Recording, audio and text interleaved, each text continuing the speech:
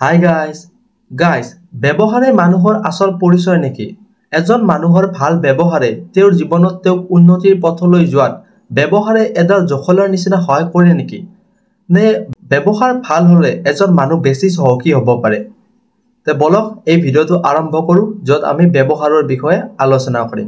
মানুহৰ ব্যৱহাৰক অলংকাৰৰ লগত তুলনা কৰা হৈছে। অলংকাৰ অৰ্থাৎ আমি কি এইটো গলত যে পিন্ধো এইটো নেকলেছ, হাৰ, মণি, মুকুতা এইবিলাকৰ লগত তুলনা কৰা হৈছে। যেনেদৰে আমাৰ জীৱনত অলংকাৰৰ এক অনবদ্য অৱদান বা ভূমিকা আছে, ঠিক তেনেদৰে বা তাতকৈ বেছি ভূমিকা আছে আমাৰ ব্যৱহাৰৰ। আমাৰ অসমীয়াত এষাৰি বাক্য আছে যে কথাতে ৰস পায়, কথাতে বেজাৰ পায়। অৰ্থাৎ কথাৰ দ্বাৰা মানুহে সুখ পায় আৰু কথাৰ দ্বাৰা মানুহে দুখ পায়। যেতিয়া আপুনি এষাৰি ভাল বাক্য ক'ব, মানুহৰ লগত ভাল কথা এটা আলোচনা কৰিব, তেতিয়া মানুহে তাৰ বাবে আপোনাক ধন্যবাদ জনাব বা আপোনাক মৰম জনাব। সেইটো মানুহৰ কথাতে ৰস পায়, মানে সুখ অনুভৱ কৰে। আনহাতে মানুহে কথাৰ মাজত দুখ অনুভৱ কৰে। যেতিয়া ধৰক আমি কিবা বিষয়বশতঃ এজন মানুহৰ লগত তৰ্কাতৰ্কি কৰোঁ বা তেওঁৰ লগত হিংসাত্মকভাৱে ব্যৱহাৰ কৰোঁ, বেয়া গালি অপচাৰ কৰোঁ, সেই গালি অপচাৰে আমাক ব্যৱহাৰত দুখ দিয়ে, মনত দুখ দিয়ে। সেয়েহে কোৱা হয় ব্যৱহাৰত ৰস পায়, ব্যৱহাৰত বেজাৰো পায়। ব্যৱহাৰক মানুহৰ জীৱনৰ অলংকাৰ স্বৰূপ বুলি কৈছে। কিয়নো গাইজ চাব, এজন যদি শিক্ষিত মানুহে কিবা এটা ভাল কথাই কয়, যদি তেওঁৰ ব্যৱহাৰ ভাল নহয়, তেওঁৰ ব্যৱহাৰত মানুহে সন্তুষ্ট নহয়, তেতিয়া সেই কথাষাৰি মানুহবিলাকে শুনিবলৈ ইচ্ছা নকৰে বা তাক মানিবলৈ বিশ্বাস নকৰে। আনহাতে এজন অশিক্ষিত মানুহেও কিবা এটা কথা ক'লে যদি তেওঁৰ ব্যৱহাৰত শুৱদি বা শুৱলা মাত তেওঁৰ মানুহে মৰম পায়, তাক শুনি ভাল পায় বা তাক মানি ল'বলৈ ইচ্ছা কৰে। মই ভিডিঅ'টোৰ আৰম্ভণিতে কৈছিলোঁ গাইজ কি ব্যৱহাৰে এজন মানুহক তেওঁৰ জীৱনত উন্নতিৰ দিশত যাবলৈ এডাল জখলাৰ নিচিনা যোৱাত সহায় কৰে নেকি? হয় গাইজ, ব্যৱহাৰে এজন মানুহক তেওঁৰ জীৱনত উন্নতিৰ পথত যোৱাত ব্যৱহাৰে জখলাৰ নিচিনা সহায় কৰিব পাৰে। যে আমি উদাহৰণস্বৰূপে সাধাৰণতে ইণ্টাৰভিউ এটাৰ উদাহৰণ লওঁ। যে যেতিয়া ধৰক আপুনি এটা কোম্পানীক কৰ্মচাৰী এজনৰ প্ৰয়োজন হৈছে আৰু আপুনি ইণ্টাৰভিউ দিব গৈছে। দুজন ব্যক্তি গৈছে ধৰক এ আৰু বি। এই সাধাৰণতে ব্যক্তিজন ভদ্ৰ, নম্ৰ, তেওঁৰ ব্যৱহাৰত এটা ৰসাল গুণ আছে। তেওঁৰ নলেজ ইমানখিনি নাই, কিন্তু তেওঁৰ ব্যৱহাৰ যথেষ্টখিনি ভাল। আনহাতে বি এজন ব্যক্তি গৈছে, তেওঁৰ ব্যৱহাৰ ইমান এটা ভাল নহয়। তেওঁৰ কিন্তু নলেজ আছে, তেওঁ যথেষ্টখিনি শিক্ষিত এৰ তুলনাত, কিন্তু তেওঁৰ যিটো ব্যৱহাৰত ৰসাল এটা মিঠা মাত পায়, সেই মাতখিনি নাই। আনহাতে ইণ্টাৰভিউ বোৰ্ড, মই সুধিছোঁ যে আপোনালোকে ইণ্টাৰভিউৱাৰ হয়, আপোনালোকে ইণ্টাৰভিউটো লৈছে এ আৰু বি। ধৰক এটো অলপ কমেই শিক্ষিত বিজনতকৈ, তেনেহ'লে আপুনি কোনজনক চিলেক্ট কৰিব? আপুনি নিশ্চয় এক চিলেক্ট কৰিব। কাৰণ ব্যৱহাৰ এনে এটা বস্তু যিয়ে আপোনাৰ মনত আন এক ধৰণৰ তৃপ্তি বা সুখ দিয়ে। আপুনি শিক্ষা অলপ কম হ'লে হৈ যাব, একো কথা নাই। ভৱিষ্যততে কৰ্মৰ জৰিয়তে সেইখিনি আহৰণ কৰি ল'ব পাৰিব। কিন্তু ব্যৱহাৰ এনে এটা বস্তু যিটো এবাৰ গ্ৰহণ কৰাৰ পিছত আৰু এৰিব নোৱাৰি, আৰু এবাৰ এৰাৰ পিছত সাধাৰণতে তাক গ্ৰহণ কৰা বহুত মুস্কিল হৈ যায় বা কঠিন হৈ পৰে। ব্যৱহাৰৰ লগত আন এক অন্যতম এটা কোৱালিটি, যিটো গুণ, সেইটো হৈছে নম্ৰতা। নম্ৰতা অৰ্থাৎ হাম্বল, কাইণ্ড আমি যিটো কওঁ ইংৰাজীত, যে নম্ৰতাৰো আমাৰ জীৱনত এক অন্যতম ভূমিকা আছে। মোৰ মনত থকা মতে সম্ভৱতঃ ৯ম শ্ৰেণীত আমি সত্যনাথ বৰাদেৱৰ অন্যৰ প্ৰতি ব্যৱহাৰ নামৰ এটি গল্প পাইছিলোঁ। তাত এষাৰি বাক্য আছিলে, মই ভুল হ'ব পাৰে, মই পাহৰিছোঁ। এনেকুৱা ধৰণৰ এষাৰি বাক্য আছিলে যে সঠিক পৰিমাণ বা অনুপাত, এনেকুৱা আছিলে, সঠিক পৰিমাণ বা অনুপাতৰে ঔষধ খালে যেনেদৰে তাৰ কাম বেছি হয়, ঠিক তেনেদৰে ব্যৱহাৰৰ লগত নম্ৰতা বা ভদ্ৰ যিটো কওঁ আমি, সেই গুণটো থাকিলে তাৰ কামৰ যিটো আউটকাম, যিটো আমি পৰিণতি, সেইটো বেছি অনুপাতটো বেছি ভাল হোৱা বুলি কোৱা হয়। মানে অন্যতম গুণ হৈছে সহানুভূতি। সহানুভূতি কি? সহানুভূতি শব্দৰ পৰাই গম পোৱা যায়, সহা আৰু অনুভূতি, মানে সমানৰ অনুভূতি। সমান অৰ্থাৎ আমাৰ কাষত থকা বন্ধুবৰ্গ বা পৰিয়াল যিকোনো মানুহ হ'ব পাৰে, যে মানুহৰ অনুভূতি বুজিব পৰা এটা গুণ। সেই অনুভূতি বুজিব পাৰি, সেই অনুভূতিৰ লগত আমাৰ মনৰ ভাৱ তেওঁৰ প্ৰতি যি ভাৱ ব্যক্ত কৰোঁ সেই হৈছে সহানুভূতি উদাহৰণস্বৰূপে আমি এজন মানুহে যদি দুখত আছে আমাৰ বন্ধু এজন ধৰক দুখত আছে সেই দুখ তাৰ বুজি পেলাই আমি তাৰ যিটো তাক আমি সান্তনা দিওঁ সেই গুণটোক কোৱা হয় সহানুভূতি বা এজন আমাৰ বন্ধু আনহাতে সুখত আছে ধৰক তাক আমি যিটো উৎসাহ বা উদ্দীপনা বা প্ৰেৰণা যোগাম সেইটো হৈছে সহানুভূতি ব্যৱহাৰ নম্ৰতা সহানুভূতি এই তিনিটা গুণৰ বিষয়ে আমি এই ভিডিঅ'টোত এতিয়ালৈকে আলোচনা কৰিলো এইবিলাক এনেবিলাক গুণ হয় গাইজ যিবিলাকে আমাৰ জীৱনত আমাক এখতি খুঁটিৰ পৰা আন এখতি খুঁটিলৈ যোৱাত সহায় কৰে সাধাৰণতে এইবিলাক গুণ আমি নজৰ নকৰো বা সাধাৰণতে ক'বলৈ গ'লে আমি নজৰআন্দাজ কৰো কিন্তু এইবিলাক এনে গুণ যিবিলাকে মানুহৰ সাধাৰণতে দেখা পোৱা নাযায় কিন্তু তেওঁলোকৰ ভিতৰত অনুভৱ কৰা যায় এইবিলাক গুণ যেতিয়া চাব আমি এজন মানুহৰ লগত কথা পাতো ধৰক আমি মানুহজনৰ লগত কথা পাতি বেয়া পাওঁ আমি তেওঁৰ সন্মুখত নকওঁ যে আপোনাৰ লগত মোৰ কথা পাতি বেয়া লাগিলে বা মই আপোনাৰ কথাখিনি শুনি বেয়া পালো সম্ভৱতঃ আমি অনুভৱ কৰো যে নেক্সট বা দ্বিতীয় টাইম এই মানুহজনৰ লগত যাতে মোৰ দেখা নহওক বা এই মানুহজনৰ লগত মই কেতিয়াও কথা পাতিব লগা নহওক এইবিলাক হেহে এনে গুণ যিবিলাক গুণ দেখা নাযায় কিন্তু অনুভৱ কৰা যায় এই এনেবিলাক গুণ মানুহৰ ভিতৰত বিকাশ কৰা যথেষ্ট প্ৰয়োজন আৰু ছাত্ৰ জীৱনত এইবিলাক গুণ আহৰণ কৰা যথেষ্ট প্ৰয়োজন আৰু আমি বাৰবাৰে এই গুণবিলাক এতিয়ালৈকে আমাৰ পাঠ্যক্ৰমত পাই আহিছো প্ৰথমৰ পৰাই আমি ক্লাছ 10 লৈকে আমি এইবিলাক যথেষ্ট পৰিমাণে অসমীয়াত পঢ়ি আহিছো মই উদাহৰণস্বৰূপে মনত থকাত মই কৈছিলো ক্লাছ 3ত কিবা এটা অম্বিকাগিৰি ৰায়চৌধুৰী এটা পদ্য আছিলে চাগে অন্যৰ প্ৰতি নহয় অম্বিকাগিৰি ৰায়চৌধুৰী এটা পদ্য আছিলে সেইটো আছিলে চাগে আগতে নিজে নিকা হ তাৰ পিছত অন্যৰ প্ৰতি ব্যৱহাৰ যিটো মই ক'লো সত্যনাথ বৰাদেৱৰ এনেদৰে পাঠ্যক্ৰমত আমাক ব্যৱহাৰৰ প্ৰতি যথেষ্টখিনি জ্ঞান দি আহিছে আমি ছাত্ৰসকলে নিজে এইখিনি আমাৰ জীৱনত আহৰণ কৰা উচিত আৰু আমাৰ জীৱনত এইখিনি অনুকৰণ কৰা উচিত যাতে ভৱিষ্যতে আমি এজন সফল ব্যক্তি হোৱাৰ লগতে এজন গণ্যমান্য ব্যক্তি হ'ব পাৰো যিয়ে সমাজক এখন ভদ্ৰ সমাজ হিচাপে গঢ়ি তোলাত সহায় কৰিব পাৰো যদি গাইছ মই আপোনালোকক এটা প্ৰশ্ন কৰো যে আমি ভদ্ৰ নম্ৰ এইবিলাক গুণ আলোচনা কৰি আছো এইবিলাক গুণ আমাৰ তাত কিয় হ'ব লাগে কিবা আপোনালোকে এটা সঠিক উত্তৰ দিব পাৰিব নেকি এইবিলাক এনেবিলাক গুণ হয় বা এইবিলাকৰ গুণৰ কথা আলোচনা কৰিলে ইয়াৰ সঠিক কোনো উত্তৰ নাথাকে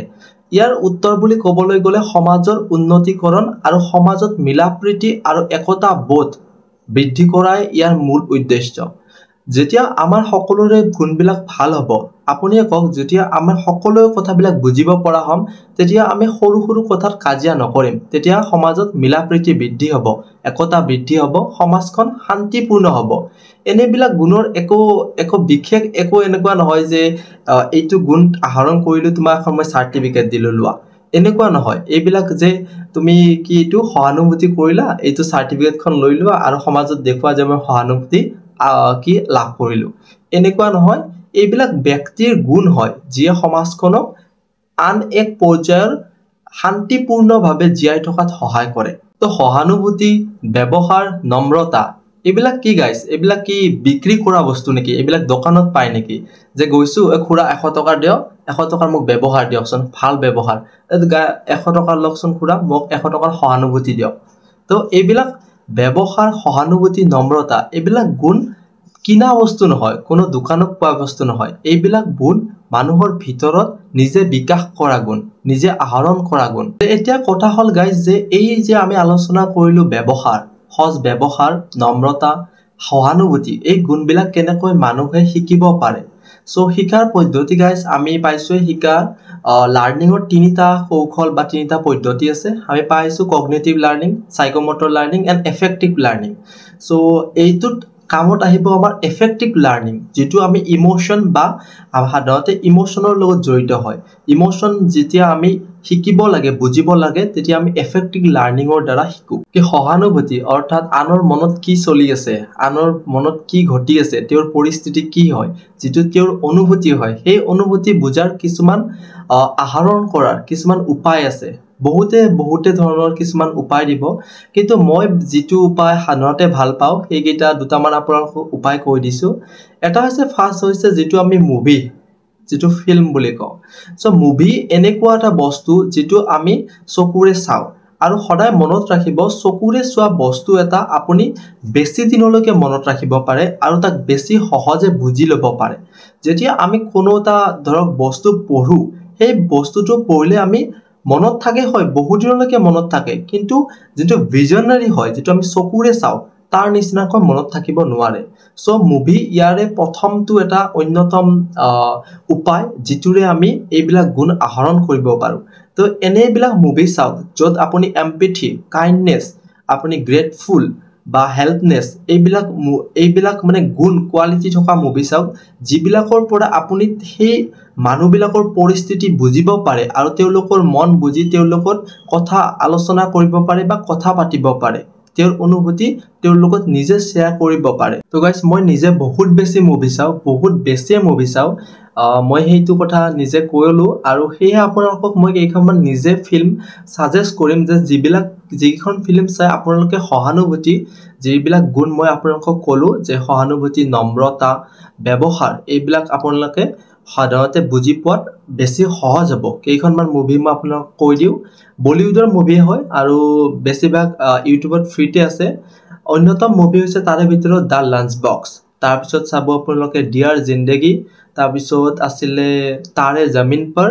3 ইডিয়টস তাৰ পিছত এনেকুৱা মুভি আৰু কি আছিল পিকু তাৰ পিছত ইংলিশ 8 AM মেট্ৰো আৰু লেটেস্ট মই দুখন ডিজনি প্লাস হটষ্টাৰত চাইছিলো হিদিনা কি আছিল দুখন মুভি দুখন এনিমেলৰ লগত জড়িত আছিল এখন আছিল চাৰ্লি 777 চাৰ্লি 777 আৰু নেইমাৰ এই দুখন পেটৰ লগত সাধাৰণতে কি কুকুৰৰ লগত জড়িত হয় এইখন মুভি যথেষ্টখিনি ইয়াতে আপোনালোকে এমপ্যাথি যেটো আমি কি কওঁ সহানুভূতি এটো দেখিবলৈ পাব আৰু সেকেন্ড উপায়টো গাইস এইবিলাক গুণ আহৰণ কৰাৰ উপায়টো হৈছে নভেল বা বুক যিবিলাক আমি কিতাপ পঢ়ো সেইবিলাকো আমাৰ বহু দিনলৈকে মনত থাকে আৰু সেইবিলাক আমাৰ জীৱনত ইমপ্লিকেশন আমি এপ্লাই কৰিব লাগে তাৰে কেইখনমান বুক যিখন বুক পঢ়ি আপোনালোকে সহানুভূতি বা এইবিলাক গুণ আহৰণ কৰিব পাৰে এনে ধৰণৰ বুক মই পঢ়াত অসমীয়াত আছিল জীৱন বাটত তাৰ পিছত বকুল ফুলৰ দৰে তাৰ পিছত আছিল অভিযাত্ৰী তাৰ পিছত এনেকুৱা বুক আছিল কি মানুহৰ গৌৰৱ এনে ধৰণৰ বুক যিবিলাক বুকে আপোনালোকক আৰু হিন্দীত এখন বহুত ইম্পৰ্টেন্ট আছিল কি প্ৰেমচন্দ্ৰ আছিল এইখন গুনাহো কা দেৱতা আৰু তৃতীয় নম্বৰ গুণটো হৈছে ষ্টৰী টেলিং যেটো বেস্ট হয় কোনো এটা বস্তু শিকিব বা জানিব বা বহুত দিন মনত ৰাখিবলৈ বা তাক নিজৰ জীৱনত এপ্লাই কৰিবৰ কাৰণে ষ্টৰী এনেকুৱা ধৰণৰ ষ্টৰী চাওক আজিকালি ইউটিউবত ইমান ধুনীয়া ষ্টৰী পাই যায় মাৰি দিয়ক আপোনালোকে যে কি হেল্পফুলনেস বা গ্ৰেটফুলনেস ষ্টৰী টেলিং বা এআই টো আছে ক'বই নালাগে আপোনালোকে ChatGPT মাৰি দিয়ক যে tell me a story of full empathy এনেকে কৈ দিয়ক বা tell me a story of ফুল গ্ৰেটফুলনেস এনেকুৱা ধৰণৰ ষ্টৰী আপোনালোকে চাব পাৰে যিবিলাকে আপোনাক মানে মনোভাৱ প্ৰথম গঢ়ি তোলাত সহায় কৰিব আৰু যেতিয়া আপোনাৰ মনোভাৱ এটা গঢ়ি উঠে লাহে লাহে হেইটো আপোনাৰ চৰিত্ৰলৈকে বিকাশ হয় প্ৰথম মনোভাৱটো গঢ়ি উঠা বহুত ইম্পৰ্টেন্ট হয় তো গাইস এইটোই আছিল ভিডিও আজিৰ যত আমি ব্যৱহাৰ নম্ৰতা এইবিলাক গুণবিলাৰ বিষয়ে আলোচনা কৰিলো মানে কি আজি এইটো ভিডিওটো মই বনালো মেইন কথাটো হৈছে কি আমি এবাৰ এইচিট 4th সেমিষ্টাৰত এটা এইচিট অন সিং প্লিজ নামৰ এটা মানে কি এছে পাইছিলো তাত এইটো ধুনিয়া এটা লিফমেন আৰু এজন প্যাসেঞ্জাৰৰ কাহিনী পাইছিলো যেটো পঢ়ি মানে বহুত বেছি ভাল লাগিছিল আৰু মই ভাবিলো কি আজি এটা ভিডিও এনেকুৱা বনাই দিও ব্যৱহাৰৰ ওপৰত যেটো মানুহ কি চালে মানুহে উপকৃত হ'ব পাৰে বা তেওঁলোকৰ জীৱনত এপ্লাই কৰিব পাৰে আপোনালোকে এপ্লাই কৰক মই কৰিম এইটো যাতে আমি আমাৰ কোৱালিটি বিলাক ডেভেলপ কৰিব পাৰো আৰু আনৰ মন বা আনৰ পৰিস্থিতি বিলাক বুজিব পাৰো যে এনেকুৱা নহয় যে আনে কিবা এটা কষ্ট ভুগি আছে তাক বুজিব নোৱাৰি আমি যাই পেলে জুকাই দিও তাৰ আমি ঠাট্টা ফকৰা কৰো এনেকুৱা নহয় তাৰ পৰিস্থিতি বুজি লও হিও কিবা এটা দুখ নিশ্চয় ভুগি আছে সেই কাৰণে হি দুখ মনৰে আছে তো সকলোৰে জীৱনত দুখ থাকে পৰিস্থিতি বিলাক সকলোৰে বেলেগ হয় এইবিলাক কোৱালিটি আমি জনাটো প্ৰয়োজন সো মানে কি কোনে কি পৰিস্থিতিত ভুগি আছে সেইবিলাক গম পালে আমি নিজে পৰিস্থিতিখিনি বুজি পালে আমি সাধাৰণতে কাৰ লগত বেয়া নকৰিম কাৰ লগত বেয়া নকৰিলে আমি সকলো ভালদৰে মিলিজুলি থাকিব পাৰিম আৰু সমাজখন তেনেকৈ উন্নতৰ দিশত যাব উন্নতিৰ পথত যাব তো গাইস এটা কথা মনত ৰাখিব মই স্পেশালি এইটো সৰু সৰু লৰা ছোৱালীখিনিক কৈছো